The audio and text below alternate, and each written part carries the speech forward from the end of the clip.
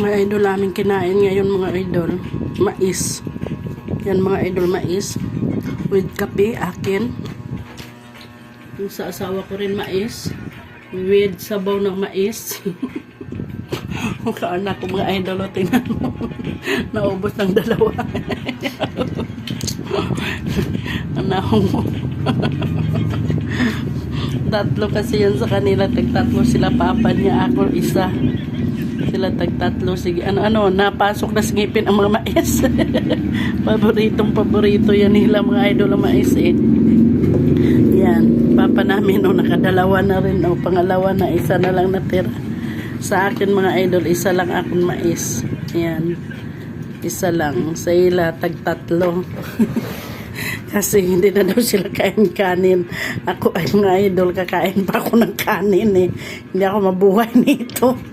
Pag ganito lang walang kanin, ay nako, gakutoy-kutoy yung tiyan ko nito mga idol. Kailangan talaga magkanin ako. Ang sarap mga idol, ang sarap.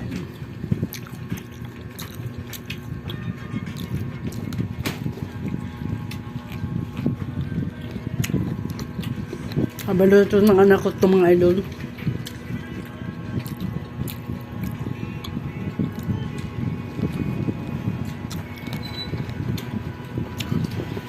Kaysa mag-ano kami mga idol. Magbinidnit. Magbilo-bilo ba. Hindi pwede sa amin mga idol gawang papa namin may diabetes. Hindi siya makakakain. Kami lang nakakain kaya hindi pwede. Kaya sabi ko, maglaga na lang kami ng mais, bili na lang mais para makakain kami lahat. Kawawa naman kami lang kakain, papa namin hindi pwede sa bilo-bilo gawang may diabetes asawa ko mga idol, hindi pwede yun.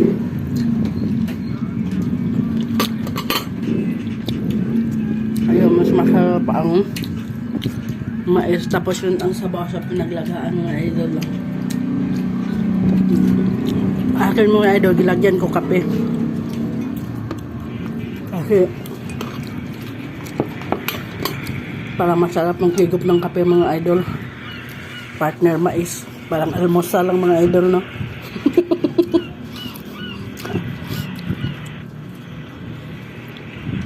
Pero ato mga idol, panyapo na to namin.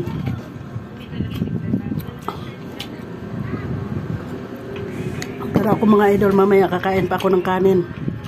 Tapos akong kape mga idol, ang dami. Isang basong malaki. Malaki kasi ito yung tasa ko mga idol eh.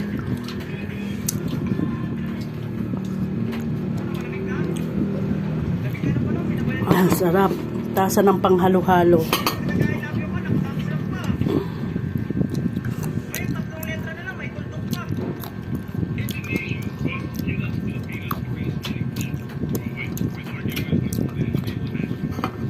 Asawa ko at mahilig sa mais.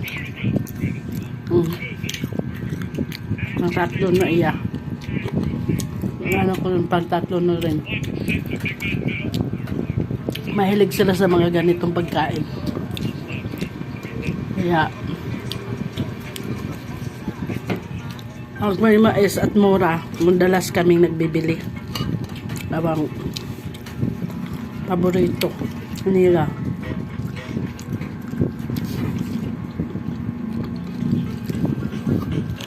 Bukas bibili naman tayo ng mais. Gusto nyo? O sa 20. Ano ta ngayon? 20. Ados sa ngayon, naka-3.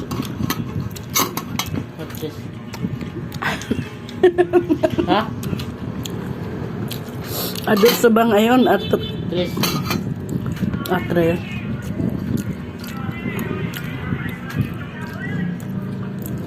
Sa 5. Bakit ko ako. Bili tayo ulit nito.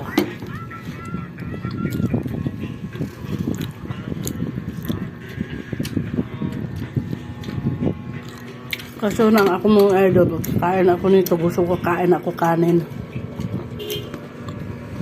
Bye-bye na. Bye. Bye-bye. Papa. Bye-bye, Papa. Duko ng duko.